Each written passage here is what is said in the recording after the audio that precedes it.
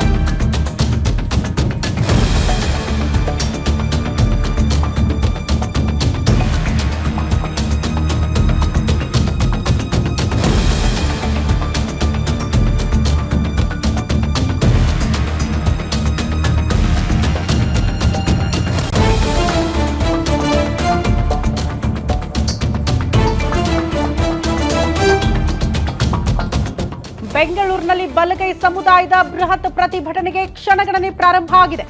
ಈಗಾಗಲೇ freedom park ತಲುಪಿದ್ದಾರಂತೆ ಸಾವಿರಾರು ಜನ ರಾಜ್ಯದ ಮೂಲೆ ಮೂಲೆಯಿಂದ ಆಗಮಿಸ್ತಾ ಇದ್ದಾರೆ. ಇವತ್ತು ಇತಿಹಾಸ ನಿರ್ಮಾಣ ಮಾಡಲಿದ್ದಾರೆ ಬಲಗೈ ಸಮುದಾಯದ ನಾಯಕರು. ಇದೇ ಮೊದಲ ಬಾರಿಗೆ ಹಿಂದೆಂದೂ ಕೂಡ ಕಂಡು ಕೇಳರಿಯದ ಶಕ್ತಿ ಪ್ರದರ್ಶನ ಬಲಗೈ ಸಮುದಾಯದಿಂದ ಆಗ್ತಾ ಇದೆ. ಒಗ್ಗಟ್ಟು ಪ್ರದರ್ಶನ ಮಾಡೋದಕ್ಕೆ ಬಲಗೈ ಸಮುದಾಯ ಮುಂದಾಗ್ತಾ ಇದ್ದು, ಒಳ ಮೀಸಲಾತಿಯ ಕುರಿತು ನ್ಯಾಯಮೂರ್ತಿ ನಾಗಮೋಹನ್ ದಾಸ್ ಕೊಟ್ಟಿರುವ ವರದಿ ಜಾರಿಯಾಗಬಾರದು ಅಂತ ಆಗ್ರಹಿಸಿ ಹೋರಾಟಕ್ಕೆ ಮುಂದಾಗ್ತಿದ್ದಾರೆ. ಬೆಂಗಳೂರಿನ ಫ್ರೀಡಂ ಪಾರ್ಕ್ನಲ್ಲಿ ಜ್ಞಾನಪ್ರಕಾಶ ಸ್ವಾಮೀಜಿಗಳ ನೇತೃತ್ವದಲ್ಲಿ ಹೋರಾಟ ಆಗ್ತಾ ಇದೆ.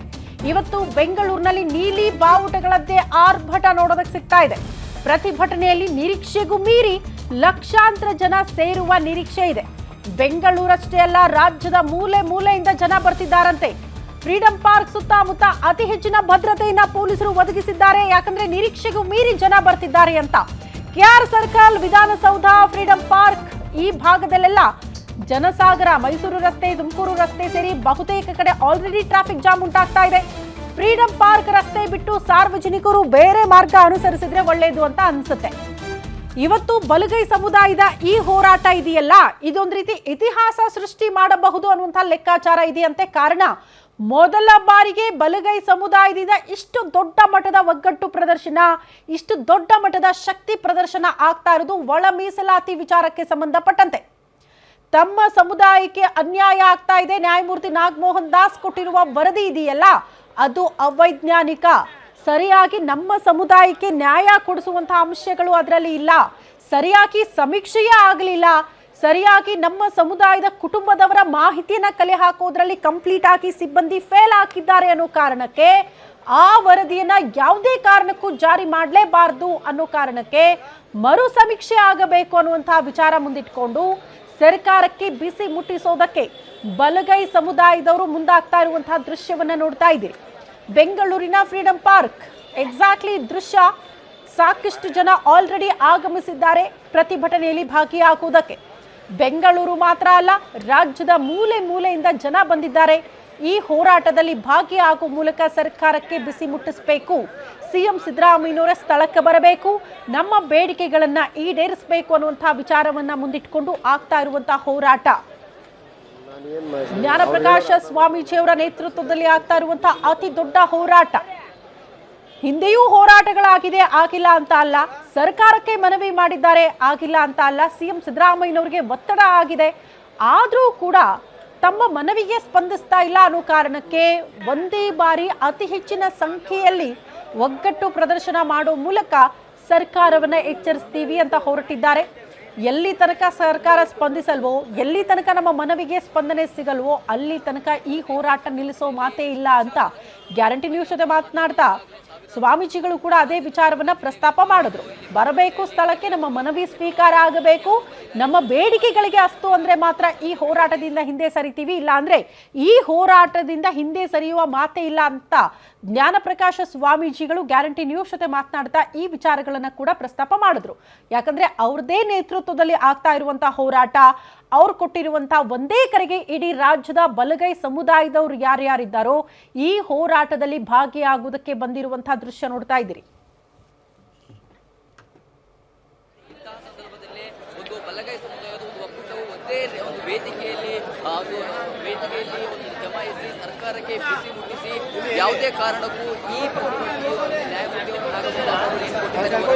ಈ ಪ್ರತಿಭಟನೆಯಲ್ಲಿ ಲಕ್ಷಾಂತರ ಜನರು ಭಾಗಿಯಾಗುವ ಸಾಧ್ಯತೆ ಈಗಾಗಲೇ ಸಾವಿರಾರು ಜನ.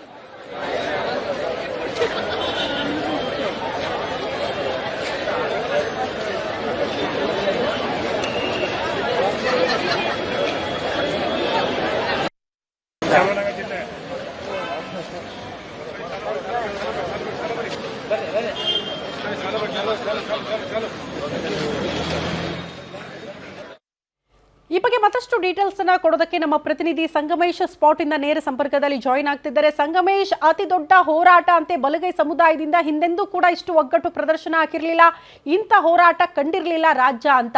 ಹೆಂಗಿದೆ ಹೋರಾಟದ ರೂಪುರೇಷೆ, ಎಷ್ಟು ಜನ ಬಂದಿದ್ದಾರೆ, ಹೆಂಗಿರುತ್ತೆ ಅಂತ ಇವತ್ತು ಇಡೀ ದಿನ ಈ ಪ್ರತಿಭಟನೆ?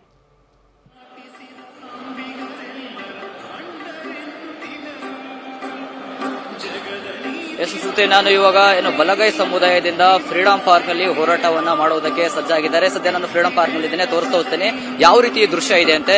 ಫ್ರೀಡಂ ಪಾರ್ಕ್ ನಲ್ಲಿ ಇರುವ ಒಂದು ಪ್ರತಿಭಟನೆ ಸ್ಥಳದಲ್ಲಿ ಪ್ರತಿಭಟನೆಯನ್ನು ಮಾಡುವುದಕ್ಕೆ ಬಲಗೈ ಸಮುದಾಯದಿಂದ ರಾಜ್ಯದ ಮೂಲೆ ಮೂಲೆಗಳಿಂದ ಇಲ್ಲಿ ಬಂದು ಪ್ರತಿಭಟನೆಯನ್ನು ಮಾಡಿ ಸರ್ಕಾರಕ್ಕೆ ಬಿಸಿ ಮುಟ್ಟಿಸಲು ಸಿದ್ಧತೆಯನ್ನ ಮಾಡಿಕೊಂಡಿದ್ದಾರೆ. ಕಾರಣ ಏನಂದ್ರೆ, ನ್ಯಾಯಮೂರ್ತಿ ನಾಗಮೋಹನ್ ದಾಸ್ ಅವರು ವರದಿಯನ್ನ ಸಲ್ಲಿಸಿದ್ದಾರೆ ಸರ್ಕಾರಕ್ಕೆ. ಆ ವರದಿಯನ್ನ ತಿರಸ್ಕಾರ ಮಾಡಬೇಕು, ಒಳ ಮೀಸಲಾತಿಯನ್ನ ಜಾರಿಗೆ ಮಾಡಬಾರದು ಅನ್ನೋದು ಈ ಸಮುದಾಯದ ಒಂದು ಬೇಡಿಕೆ ಆಗಿದೆ. ಹಾಗಾಗಿ ಡಾಕ್ಟರ್ BR ಅಂಬೇಡ್ಕರ್ ಅವರು ಏನು ನಮಗೆ ಮೀಸಲಾತಿಯನ್ನು ಕೊಟ್ಟಿದ್ದಾರೆ, ಆ ಮೀಸಲಾತಿಯೇ ಸಾಕು, ಈ ಒಳ ಮೀಸಲಾತಿ ಯಾವುದೇ ಕಾರಣಕ್ಕೂ ಬೇಡ ಅನ್ನುವುದ ರೀತಿಯಲ್ಲಿ ಆ ಸಮುದಾಯಕ್ಕೂ ಪ್ರತಿಭಟನೆ ಮಾಡಿ ಸರ್ಕಾರಕ್ಕೆ ಬಿಸಿ ಮುಟ್ಟಿಸಲು ಒಂದು ರೆಡಿ ಆಗಿದೆ. ಜೊತೆಗೆ ಸೆಷನ್ಸ್ ಕೂಡ ನಡೀತಾ ಇದೆ. ಸೆಷನ್ ಸಂದರ್ಭದಲ್ಲೇ ಇಂತಹ ಪ್ರತಿಭಟನೆಯನ್ನ ಮಾಡಿ ಸರ್ಕಾರದ ಗಮನ ಸೆಳೆದು ಆ ನಿರ್ಧಾರವನ್ನ ಹಿಂಪಡೆಯುವುದಕ್ಕೆ ಸಿದ್ಧತೆಯನ್ನ ಮಾಡಿಕೊಂಡಿದ್ದಾರೆ. ಈ ಪ್ರತಿಭಟನೆಯಲ್ಲಿ ಸುಮಾರು 1 ಲಕ್ಷಕ್ಕೂ ಅಧಿಕ ಜನ ಬರುವ ಸಾಧ್ಯತೆ ಇದೆ.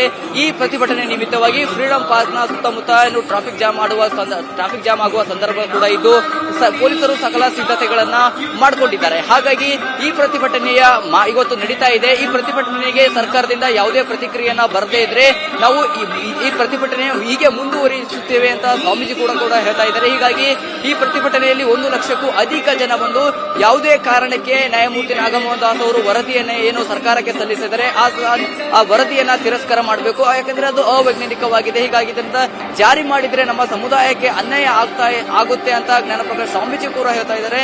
ಈ ಪ್ರತಿಭಟನೆ ಮಾಡುವ ಮೂಲಕ ಸರ್ಕಾರಕ್ಕೆ ಬಿಸಿ ಮುಟ್ಟಿಸಲು ಸಿದ್ಧತೆಯನ್ನ ಮಾಡಿಕೊಂಡಿದ್ದಾರೆ. ಶ್ರುತಿ, ಓಕೆ ಸಂಗಮೇಶ್, ಧನ್ಯವಾದಗಳು ತಮ್ಮೆಲ್ಲ ಮಾಹಿತಿಗೆ. ಮತ್ತೊಂದು ಅಪ್ಡೇಟ್ ಇದೆ, ಇದೇ ಹೋರಾಟಕ್ಕೆ ಸಂಬಂಧಪಟ್ಟಂತೆ ಆ ಅಪ್ಡೇಟ್ ಅನ್ನು ಕೂಡ ಗಮನಿಸೋಣ. ನಮ್ಮ ಪ್ರತಿನಿಧಿ ಸಂಗಮೇಶ್ ಹೇಳ್ತಾ ಇರೋ ಪ್ರಕಾರ ಅತಿ ದೊಡ್ಡ ಹೋರಾಟಕ್ಕೆ ಬೆಂಗಳೂರಿನ ಫ್ರೀಡಂ ಪಾರ್ಕ್ ಇವತ್ತು ಸಾಕ್ಷಿ ಆಗ್ತಾ ಇದೆ. ನ್ಯಾಯಮೂರ್ತಿ ನಾಗಮೋಹನ್ ದಾಸ್ ನೀಡಿರುವ ವರದಿ ಇಲ್ಲೇ ಅದು ಅವೈಜ್ಞಾನಿಕ ಅನ್ನುವಂತಹ ವಿಚಾರವನ್ನ ಪ್ರಸ್ತಾಪ ಮಾಡ್ತಿದ್ದಾರೆ. ಈ ವರದಿಯನ್ನ ತಿರಸ್ಕಾರ ಮಾಡಬೇಕು, ಯಾವುದೇ ಕಾರಣಕ್ಕೂ ಅವರ ವರದಿ ಜಾರಿ ಆಗಲೇಬಾರದು ಅಂತ ಆಗ್ರಹಿಸಿ ಆಗ್ತಾ ಇರುವಂತಹ ಹೋರಾಟ. ಆ ವರದಿ ಜಾರಿ ಆದ್ರೆ ನಮ್ಮ ಸಮುದಾಯಕ್ಕೆ ಅತಿ ದೊಡ್ಡ ಅನ್ಯಾಯ ಆಗುತ್ತೆ. ನಮ್ಮ ಸಮುದಾಯದಿಂದ ಕಾಂಗ್ರೆಸ್ ಸರ್ಕಾರ ಬಂದಿದೆ, ಹಂಗಾಗಿ ನಮ್ಮ ಸಮುದಾಯದ ಪರವಾಗಿ ಕೆಲಸ ಮಾಡಬೇಕು, ನಮ್ಮ ಮನವಿಗೆ ಸ್ಪಂದಿಸಬೇಕು. ನಮಗೆ ಯಾವುದೇ ಕಾರಣಕ್ಕೂ ಒಳ ಮೀಸಲಾತಿ ಬೇಡ, ಅಂಬೇಡ್ಕರ್ ಅವರು ನೀಡಿರುವ ಮೀಸಲಾತಿ ಮಾತ್ರ ನಮಗೆ ಸಾಕು. ಸರ್ಕಾರದಿಂದ ಪ್ರತಿಕ್ರಿಯೆ ಬರೋ ತನಕ ಕೂಡ ಪ್ರತಿಭಟನೆಯನ್ನ ಕೈ ಬಿಡುವ ಮಾತೇ ಇಲ್ಲ ಅಂತ ಗ್ಯಾರಂಟಿ ನ್ಯೂಸ್ ಜೊತೆ ಜ್ಞಾನಪ್ರಕಾಶ ಸ್ವಾಮೀಜಿ ಮಾತನಾಡುವಾಗ ಈ ವಿಚಾರವನ್ನ ಕೂಡ ಪ್ರಸ್ತಾಪ ಮಾಡಿದ್ದಾರೆ.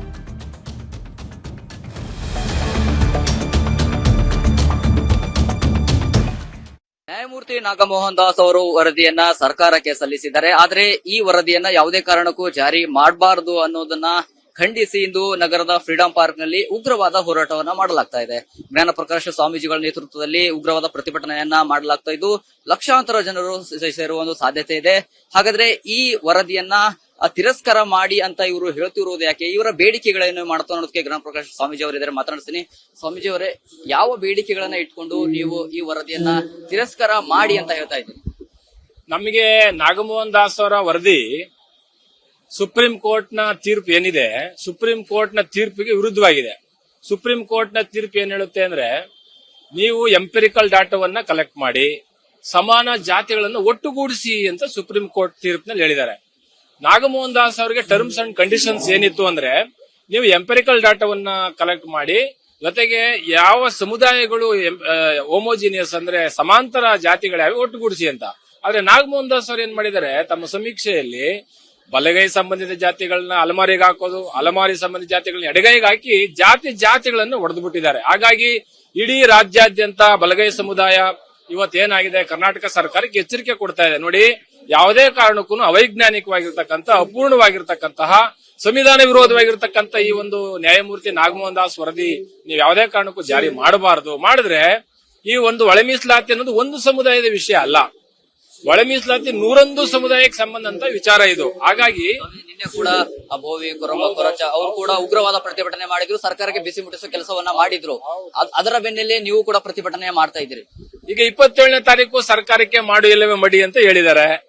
ತುಮಕೂರಿನಲ್ಲಿ, ಚಿತ್ರದುರ್ಗದಲ್ಲಿ ಅವರು ಪ್ರಣಾಳಿಕೆಯಲ್ಲಿ ಒಳ ಮೀಸಲಾತಿ ಮಾಡ್ತೀವಿ ಅಂತ ಘೋಷಣೆ ಮಾಡಿದ್ದಾರೆ ಕಾಂಗ್ರೆಸ್ ಸರ್ಕಾರ. ಹಾಗಾಗಿ ಅವ್ರ ಮೇಲೆ ಅಪಾರವಾದಂತಹ ನಂಬಿಕೆ ಇಟ್ಟು ನಾವೆಲ್ಲ ಸರ್ಕಾರವನ್ನು ತಂದಿದ್ದೇವೆ. 135 ಸೀಟನ್ನು ಕೊಟ್ಟಿದ್ದೇವೆ ಈ ಒಂದು ಸಮುದಾಯ. ಸರ್ಕಾರ ಕರ್ಕವತ್ ಯಾರಪ್ಪ ಅಂದ್ರೆ, ಸರ್ಕಾರ ಕರ್ಕವತ್ ಬಲಗೈ ಸಮುದಾಯ. 135 ಪಕ್ಕಾ ಕಾಂಗ್ರೆಸ್ಗೆ ಓಟ್ ಹಾಕಿದ್ದೀವಿ. ನಮಗೇನಾದ್ರು ಅನ್ಯಾಯ ಆದ್ರೆ 27ನೇ ತಾರೀಕಲ್ಲ, ಇನ್ ಮುಂದೆ ಆ ಸರ್ಕಾರ ರಚನೆ ಮಾಡ್ಲಿಕ್ಕೂ ಸಾಧ್ಯ ಇಲ್ಲ, ಸರ್ಕಾರ ಉಳಿಯಲ್ಲ ಅಂತ ಸ್ಪಷ್ಟ ಸಂದೇಶ ಇವತ್ತು ಫ್ರೀಡಂ ಪಾರ್ಕ್ ಇಂದ ಕೊಡ್ತಾ ಇದೀವಿ. ಸಿದ್ದರಾಮಯ್ಯನವರು ಮಾತಿದ್ರೆ ಸಾಕು, ನಾವು ದಲಿತರ ಪರವಾಗಿದ್ದೀವಿ, ಪರಿಶಿಷ್ಟ ಪಂಗಡದವ್ರ ಪರವಾಗಿದ್ದೀವಿ ಅಂತ ಹೇಳ್ತಾರೆ. ಆದ್ರೆ ಎಲ್ಲೋ ಒಂದ್ ಕಡೆ ಪರಿಶಿಷ್ಟ ಪಂಗಡದವರಲ್ಲೇ ಒಂದು ಗೊಂದಲ ಸೃಷ್ಟಿ ಮಾಡಿದಾರಲ್ಲ ಸರ್. ಈಗ ಪರಿಶಿಷ್ಟ ಜಾತಿಯವರಲ್ಲಿ ಗೊಂದಲವನ್ನ ಸೃಷ್ಟಿ ಮಾಡಿರೋದು ನಾಗಮೋಹನ್ ದಾಸ್, ಮುಖ್ಯಮಂತ್ರಿ ಅಲ್ಲ. ನಾಗಮೋಹನ್ ದಾಸ್ ಒಬ್ಬ ನ್ಯಾಯಾಧೀಶರಾಗಿ ಅವರ ಇತಿಮಿತಿಯಲ್ಲಿ ಕರೆಕ್ಟ್ ಆಗಿ ಸುಪ್ರೀಂ ಕೋರ್ಟ್ ನ ತೀರ್ಪಿನ ಅನುಗುಣವಾಗಿ ಕೊಡಬೇಕಾಗಿತ್ತು. ಅವರು ಕೊಡದೇ ಇರತಕ್ಕಂತ ಕಾರಣದಿಂದ ಪಾಪ ಸರ್ಕಾರ ಮುಜುಗರಕ್ಕೀಡಾಗಿದೆ. ಸರ್ಕಾರದ ಮುಖ್ಯಸ್ಥರಿಗೆ ಗೊಂದಲ ಉಂಟಾಗಿದೆ. ರೋಸ್ಟರ್ ಸಮಸ್ಯೆ ಆಗ್ಬಿಟ್ಟು 30 ವರ್ಷ ಆ ಸಮುದಾಯಗಳು ಉದ್ಯೋಗನೇ ಸಿಗಲ್ಲ, ಆ ಕೆಲಸ ಮಾಡಿ ಇಟ್ಬಿಟ್ಟಿದ್ದಾರೆ. ಹಾಗಾಗಿ ಕಡಾಖಂಡಿತವಾಗಿ ನಾವು ಒಂದು ಘೋಷಣೆ ಮಾಡ್ತಾ ಇದೀವಿ ಸರ್, ನಿಮ್ಮ ಮಾಧ್ಯಮದ ಮುಖಾಂತರ. ನಮ್ಗೆ ಅಂಬೇಡ್ಕರ್ ಮೀಸಲಾತಿ ಸಾಕು, ಒಳ ಮೀಸಲಾತಿ ಬಿಸಾಕು, ಇದೇ ಸ್ಲೋಗನ್.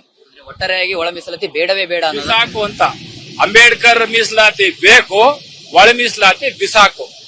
ಈಗ ನಿಮ್ಮ ಈ ಪ್ರತಿಭಟನೆಗೆ ಯಾವುದೇ ಒಂದು ಸರ್ಕಾರದ ಪ್ರತಿಕ್ರಿಯೆ ಬರದೇ ಇದ್ರೆ ಮುಂದಿನ ದಿನಗಳಲ್ಲಿ ಯಾವ ರೀತಿ ಹೋರಾಟ? ಇವತ್ತೇ ನಾವು ಮುಖ್ಯಮಂತ್ರಿ ಜಾಗಕ್ಕೆ ಬಂದಿಲ್ಲ ಅಂದ್ರೆ ಬೆಳಗಾನ ಆಗ್ಲಿ, ನಾವು ಎಲ್ಲೂ ಜಾಗನೇ ಖಾಲಿ ಮಾಡಲ್ಲ, ಇವತ್ತೇ ಬರಬೇಕು. ಇದಾಗಿತ್ತು ಜ್ಞಾನಪ್ರಕಾಶ್ ಸ್ವಾಮೀಜಿಗಳ ಮಾತು. ಏನು ಯಾವುದೇ ಕಾರಣಕ್ಕೂ ಒಳ ಮೀಸಲಾತಿ ಬೇಡವೇ ಬೇಡ, ಕೇವಲ ನಮಗೆ ಅಂಬೇಡ್ಕರ್ ಅವರು ಏನ್ ಮೀಸಲಾತಿ ಕೊಟ್ಟಿದ್ದಾರೆ ಆ ಮೀಸಲಾತಿಯನ್ನ ಬೇಕು. ಜೊತೆಗೆ ಈ ಪ್ರತಿಭಟನೆಗೆ ಯಾವುದೇ ಪ್ರತಿಕ್ರಿಯೆ ಬರೋವರೆಗೂ ನಾವು ಫ್ರೀಡಂ ಪಾರ್ಕ್ ನಲ್ಲಿ ಪ್ರತಿಭಟನೆ ಮಾಡ್ತೀವಿ ಅಂತ ಸ್ವಾಮೀಜಿಗಳು ಹೇಳ್ತಿರುವಂತದ್ದು. ಕ್ಯಾಮರಾ ಪರ್ಸನ್ ರವಿ ಜೊತೆ ಸಂಗಮೇಶ್ ಮಿತ್ರ, ಗ್ಯಾರಂಟಿ ನ್ಯೂಸ್, ಬೆಂಗಳೂರು.